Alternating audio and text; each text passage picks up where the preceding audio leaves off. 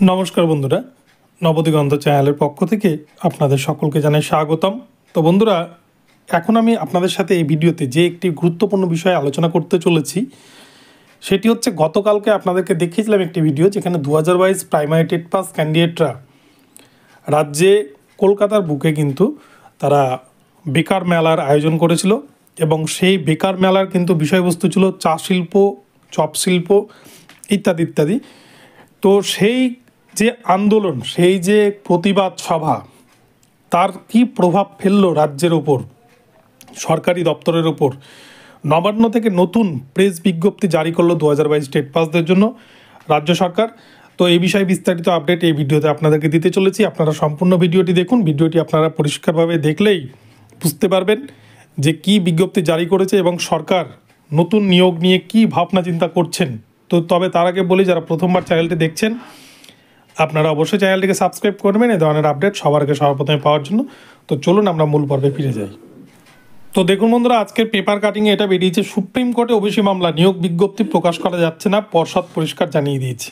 সেই একই বাহানা যে ওবিসি মামলায় কিন্তু কলকাতা হাইকোর্ট যখন নির্দেশ দেয়, পরিষ্কারভাবে বলে দিয়েছিল ওবিসি মামলায় যেগুলো চাকরি সংক্রান্ত যেগুলো বিষয়, যেগুলো অনগোয়িং প্রসেসে রয়েছে, যারা চাকরি পেয়ে গেছে তাদের ক্ষেত্রে কিন্তু ওবিসি মামলা কোনো প্রভাব ফেলবে না। কিন্তু তারপরেও রাজ্য সরকার এই ওবিসি মামলাকে ইস্যু করে বিভিন্ন নিয়োগ প্রক্রিয়া কিন্তু আটকে রেখেছে। আর সেটাই কিন্তু পেপারে এবার দিয়েছে, পরিষ্কার পর্ষদ জানিয়ে দিয়েছে এই কথা যে ওবিসি মামলার জন্য কিন্তু নতুন নিয়োগ বিজ্ঞপ্তি দিতে পারছে না। তো সুপ্রিম কোর্টে এই ওবিসি সংক্রান্ত মামলাটি এখনও পর্যন্ত ফাইনাল জাজমেন্ট না আসা পর্যন্ত বা না আসায় কিন্তু সরকারের তরফ থেকে পরিষ্কার জানিয়ে দেওয়া হয়েছে গতকালকে মঙ্গলবার, যে প্রাথমিক শিক্ষা পর্ষদ জানিয়ে দিয়েছে নতুন করে নিয়োগ বিজ্ঞপ্তি দেওয়া সম্ভব নয়, যেহেতু এখনও পর্যন্ত ওবিসি মামলাটি আটকে রয়েছে। এই তো দেখলাম পেপার বিজ্ঞপ্তিতে, এবার দেখুন প্রেস বিজ্ঞপ্তি দেখাচ্ছি, যেটা কিন্তু 11 তারিখে অর্থাৎ গতকালকে কিন্তু প্রেস বিজ্ঞপ্তি দেওয়া হয়েছে সরকারের তরফ থেকে। এখানে পরিষ্কার বলছে, মহামান্য সুপ্রিম কোর্টে অন্যান্য অনগ্রসর শ্রেণী ওবিসি সংক্রান্ত মামলাটি বিচারাধীন থাকায় পশ্চিমবঙ্গ সরকারের বিদ্যালয় শিক্ষা অধিকার থেকে শ্রেণীভিত্তিক শূন্যপদের সংখ্যা পাওয়া সম্ভব হচ্ছে না, ফলে পর্ষদ ও প্রাথমিক শিক্ষকের নিয়োগ সংক্রান্ত কোনো বিজ্ঞপ্তি প্রকাশ করতে পারছেন না।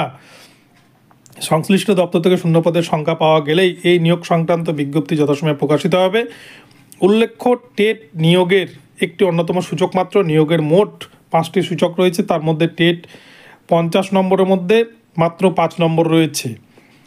তো আপনারা দেখতেই পাচ্ছেন এই প্রেস বিজ্ঞপ্তিতে কিন্তু পরিষ্কার বলা হচ্ছে ওবিসি মামলার জন্য শূন্য পদের সংখ্যা পাওয়া সম্ভব হচ্ছে না। শূন্য পদ কেন পাওয়া যাচ্ছে না?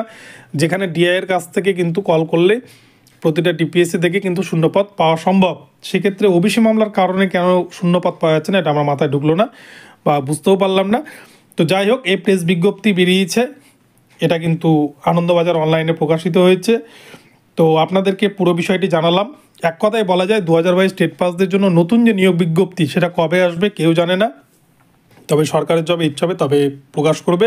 তবে নতুন করে এর মধ্যে কিন্তু নিয়োগ বিজ্ঞপ্তি আসার সম্ভাবনা ক্ষীণ বললেই চলে। তবে বোধহয় 2025-এর মিডিলের দিকে এই নিয়োগ বিজ্ঞপ্তি আসবে। সেক্ষেত্রে 2026-এ যেহেতু ভোট রয়েছে এবং সবথেকে বড় কথা, আজকে বাজেটে কি পেশ হয় তাহলে কিন্তু আপনারা বুঝতে পারবেন যে আদৌ নিয়োগ বিজ্ঞপ্তি আসবে কিনা।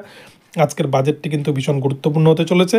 তো বন্ধুরা, এখন এই পর্যন্ত রইল ভিডিওটি, আপনাদেরকে পুরো বিষয়টি জানালাম। ভিডিওটি ভালো লাগলে চ্যানেলটিকে সাবস্ক্রাইব করে দেবেন। দেখা হচ্ছে পরবর্তী ভিডিওতে। সকলে ভালো থাকবেন, ধন্যবাদ।